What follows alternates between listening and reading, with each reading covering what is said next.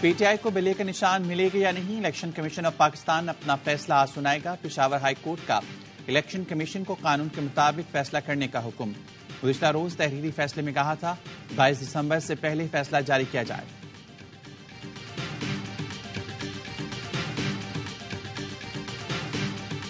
عام انتخابات کے لیے کاغذات نامزدگی جمع کرانے کا آج آخری دن، امیدواروں کی ابتدائی فہرست کل جاری ہوگی۔ کاغذات نامزدگی کی جانچ پڑتال 24 سے 30 دسمبر تک ہوگی۔ 3 جنوری کو امیدواروں کے کاغذات نامزدگی منظور یا مسترد ہونے کے خلاف اپیلوں کے لیے مختص۔ 10 جنوری کو اپیلوں پر فیصلہ دیا جائے گا۔ امیدواروں کی نظرثانی شدہ فہرستیں 11 جنوری کو جاری کی جائیں گی۔ مسلم لیگ نون، MKM اور JUIF نے کاغذات نامزدگی جمع کرانے کے وقت میں توسیع کا مطالبہ کر رکھا ہے۔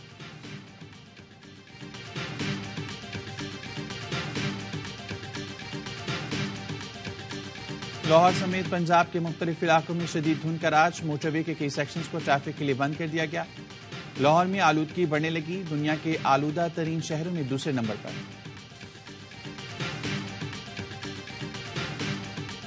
پی ٹی آئی نے کاغذات نامزدگی پر دستخط کر دیے۔ میاں والی، لاہور اور اسلام آباد میں کاغذات آج جمع کرائے جائیں گے۔ نواز شریف نے NA 130 لاہور، شہباز شریف نے NA 123 لاہور، مریم نواز نے 119 اور حمزہ شہباز نے NA 118 کے لیے کاغذات حاصل کر لیے۔ Chairman P T I barrister Gohar نے NA 10 بونیر سے اور لطیف کھوسہ نے لاہور کے حلقہ NA 122 سے کاغذات حاصل کیے۔ بلاول بھٹو لاڑکانہ سے الیکشن لڑیں گے۔ چیئرمین سینٹ صادق سنجانی کا قومی اور صوبائی اسمبلی کے ایک ایک حلقے سے الیکشن لڑنے کا اعلان۔ MKM اور JUI کے بعد مسلم لیگ نون نے بھی کاغذات نامزدگی جمع کرانے کے وقت میں توسیع کا مطالبہ کر دیا۔ اسحاق ڈار کا الیکشن کمیشن کو خط، کاغذات جمع کرانے کے لیے وقت میں اضافے کی اپیل۔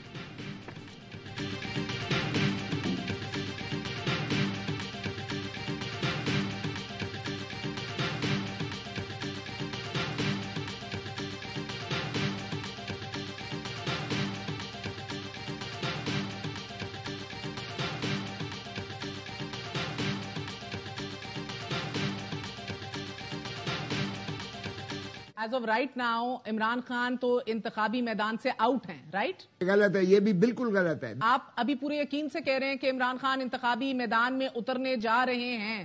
بالکل اتریں گے، اور بالکل ان کے بغیر الیکشن ہی نہیں ہو سکتا، یہ لکھ لیں۔ یہ بات غلط ہے کہ سربراہ پی ٹی آئی الیکشن نہیں لڑ سکتے۔ سربراہ پی ٹی آئی کے بغیر الیکشن ہو ہی نہیں سکتے۔ بانی پی ٹی آئی دلوں کی دھڑکن ہے، انہیں مائنس نہیں کیا جا سکتا۔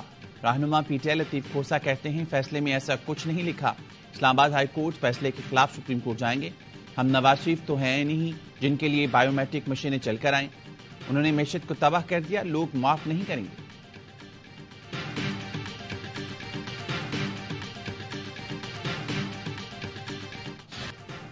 نفرت کی سیاست کا بخار توڑنا پڑے گا۔ اگر ایک دوسرے کو غدار اور کافر کہیں گے تو ملک کیسے چلے گا؟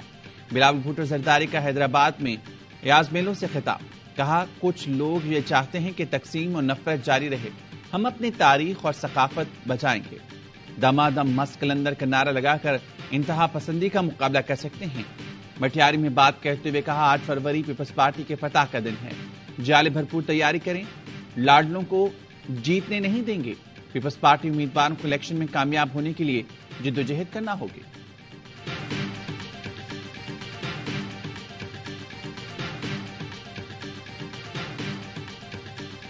فیلڈنگ ہونی، لیول کیا کرنا ہے، یاد رکھنا میری بات۔ یہ الیکشن اگر کسی نے فیئر اینڈ فری نہ ہونے دیا تو یہ اتنا بڑا ملک کے اندر ٹرمائل آئے گا کہ لوگ ساری تاریخ کو بھول جائیں گے۔ یہ دونوں لاڈلے جو شہباز شریف نواز شریف ہے، جو انہوں نے کیا ہے لوگوں کے ساتھ، کھانے کو کچھ نہیں مل رہا۔ ابھی کل دوبارہ گیس بھی بڑھی ہے، بجلی بھی بڑھی ہے۔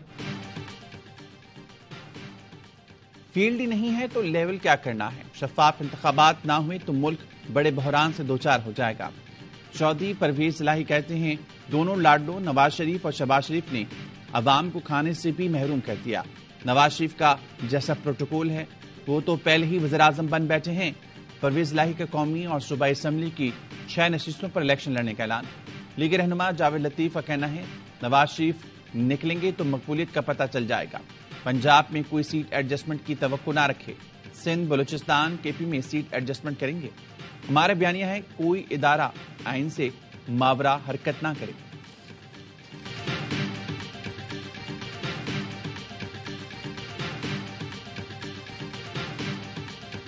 پیپل پارٹی کا دور آتا ہے وہی سسٹم، مسلم لیگ کا زمانہ آتا ہے وہی نظام، پی ٹی آئی کا زمانہ آتا ہے وہی نظام. یہ ایک سٹیٹس کو ہے جو گزشتہ 75 سالوں سے تمہارے اوپر مسلط ہے. Peoples Party, Noon League, P T I ایک ہی نظام کے تحت چل رہی ہیں. یہ پارٹیاں حکومت میں رہیں تو مزدور نہیں صرف سرمایہ دار ترقی کرے گا. امیر جماعت اسلامی سراج الحق کا لاہور میں ریلوے مزدوروں سے خطاب. کہا پیپلز پارٹی، نون لیگ اور پی ٹی آئی نے ملک کو اندھیرے میں دھکیلا ہے. 8 فروری کے انتخابات جاگیرداروں، سرمایہ داروں کا یوم حساب ہیں. ریلوے کی نجکاری کسی صورت قبول نہیں کی جائے گی.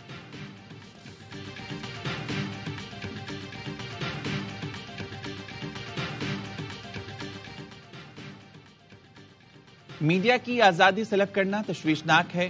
اہم مقدمات کی کوریج پر پابندی عائد کرنا حیران کن ہے. اہم مقدمات کی کوریج پر پابندی عوام کو حق کے معلومات سے محروم رکھنا ہے. C P N E, P F U J, احمد کا مشترکہ اعلامیہ میڈیا کو غیر اعلانیہ سینسرشپ، من پسند مواد کی تشہیر، کوریج پر پابندی کا سامنا ہے. اقدامات کا مقصد میڈیا کی آزادی سلب کرنے کے علاوہ کچھ نہیں. گھٹن زدہ ماحول میں عدلیہ ریلیف کا واحد راستہ ہے. پیمرا اور دیگر اداروں کے ذریعے دباؤ بڑھا کر خوف کی فضا پیدا کی گئی. آزادی اظہار رائے کے لیے ہر ممکن جدوجہد کے ساتھ تمام قانونی راستے اختیار کیے جائیں گے.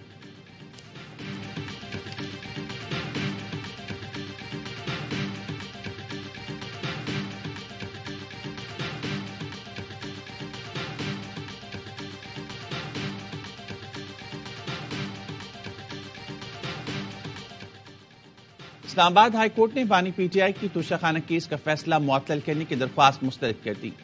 عدالتی فیصلے کے مطابق سپریم کورٹ واضح کر چکی ہے سزا معطلی سے فیصلہ معطل نہیں ہوتا. قانون میں سزا معطلی کے آرڈر میں نظرثانی یا ترمیم کی گنجائش نہیں. بانی پی ٹی آئی نے سزا معطلی کی درخواست میں فیصلہ معطل کرنے کی استدعا نہیں کی تھی. بانی پی ٹی آئی کے خلاف سیفر کیس کا ان کیمرا ٹرائل فوری روکنے کی استدعا مسترد. اسلام آباد ہائی کورٹ نے اٹارنی جنرل ایف آئی اے کو آج کے لیے نوٹس جاری کر دیا.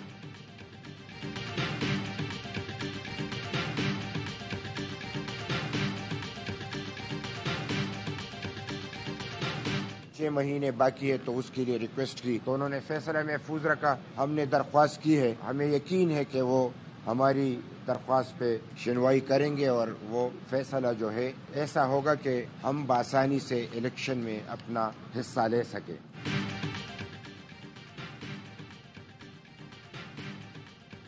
بلے کے بعد لالٹین کا نشان بھی خطرے میں پڑ گیا. الیکشن کمیشن نے A N P intra party election case کا فیصلہ بھی محفوظ کر لیا. دوران سماعت چیف الیکشن کمشنر نے کہا، لگتا ہے آئندہ انتخابات آپ اپنے انتخابی نشان کے ساتھ نہیں لڑ سکیں گے. وکیل اے این پی نے کہا، 6 مہینوں میں تو یہ کنفیوژن رہی کہ انتخابات ہو رہے ہیں یا نہیں. انٹرا پارٹی انتخابات میں پھنس گئے تو مسئلہ ہوگا. چیف الیکشن کمشنر نے کہا، جس طرح آپ بات کر رہے ہیں اس کا مطلب الیکشن کی ضرورت ہی نہیں.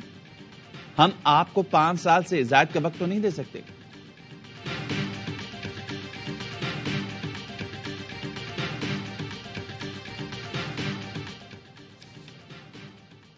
اخوانوں کی جعلی شناختی کارڈ کی اسکروٹنی تک الیکشن التوا کی درخواست پر فیصلہ محفوظ. چیف جسٹس اسلام آباد ہائی کورٹ نے ریمارکس دیے، الیکشن کمیشن نے انتخابات کا شیڈیول جاری کر دیا، اب کیسے عام انتخابات ملتوی کرنے کے احکامات جاری کر سکتے ہیں.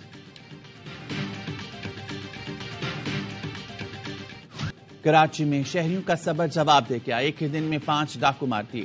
اورنگی ٹاؤن قذافی چوک پر ڈکیتی مزاحمت پر نوجوان شہروز قتل ہوا. شہریوں نے تینوں مبینہ ڈاکوں کو پکڑ کر تشدد کیا. تشدد سے تینوں ڈاکو ہلاک ہو گئے. مقتول کے والد نے کہا، ہمیں اسلحہ دیا جائے، ہم خود ڈاکوں کا صفایا کریں گے. سرجانی ٹاؤن میں سیمنٹ کی دکان میں ڈکیتی کی کوشش ناکام. 2 ڈاکو دکان پر ڈکیتی کے لیے آئے تو دکاندار کے ساتھی نے فائرنگ کر دی. ایک ڈاکو موقع پر مارا گیا، دوسرا شہریوں کے ہتھیار چڑھ گیا. شہریوں نے مار پیٹ کے بعد پولیس کے حوالے کر دیا، جو اسپتال پہنچ کر ہلاک ہو گیا.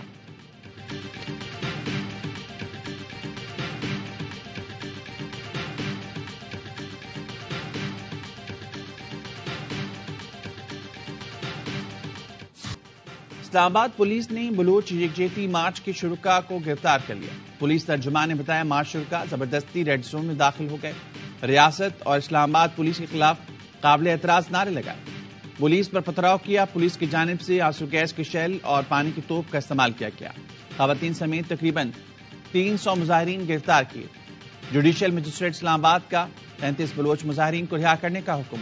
اسلام آباد ہائی کورٹ نے حکم دیا بلوچ مظاہرین کو احتجاج کرنے دیں، یہ ان کا حق ہے۔ عدالت میں پیشی پر آئے آئی جی نے بتایا کہ مظاہرین نے 26 نومبر چنگی پر دھرنا دیا، اب ایوب چوک پر پتھراؤ کیا۔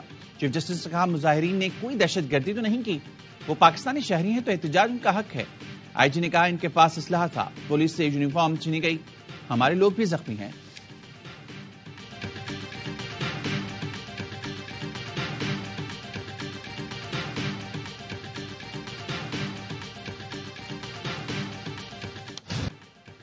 کچھ عناصر نے احتجاج کو ذاتی مقاصد کے لیے استعمال کرنے کی کوشش کی۔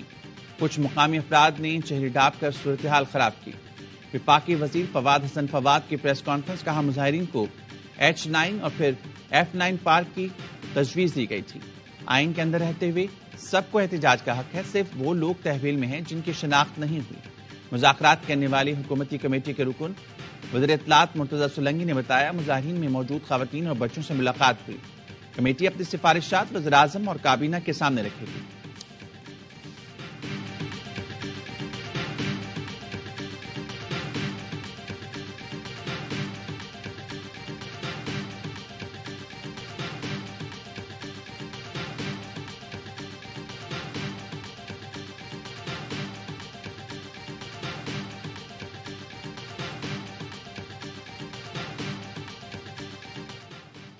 رواں سال BLF نے 158 دہشت گرد کاروائیاں کی، 66 معصوم افراد شہید، 30 سے زائد زخمی ہوئے۔ CTD بلوچستان نے ایک ماہ میں 8 انتہائی مطلوب دہشت گرد گرفتار کیے۔ 20 نومبر کو دہشت گرد بلاچ مولا بخش گرفتار ہوا۔ 23 نومبر کو بلاچ کی نشاندہی پر پسنے کے قریب آپریشن کیا، خفیہ جگہ پر مزید دہشت گرد چھپے تھے۔ شدید فائرنگ کے تبادلے میں دہشت گرد بلاچ ہلاک ہو گیا۔ بلاچ نے BLA میں شمولیت، ٹریننگ کی تفصیلات بتائی تھیں۔ فورسز پر حملوں میں ملوث ہونے کا اعتراف بھی کیا۔ چینی قونصلیٹ پر حملے کا مفروض ملزم 26 دسمبر 2018 کو شارجہ سے گرفتار کیا گیا۔ گرفتار راشد حسین کو لاپتہ افراد کے طور پر پیش کیا جا رہا تھا۔ ایسے دہشت گردوں کے لیے بلوچ یکجہتی کونسل کا مظاہرہ سمجھ سے بالاتر ہے۔ مظاہرے کی قیادت کرنے والی مہرنگ بلوچ کا والد BLA سرغنہ تھا۔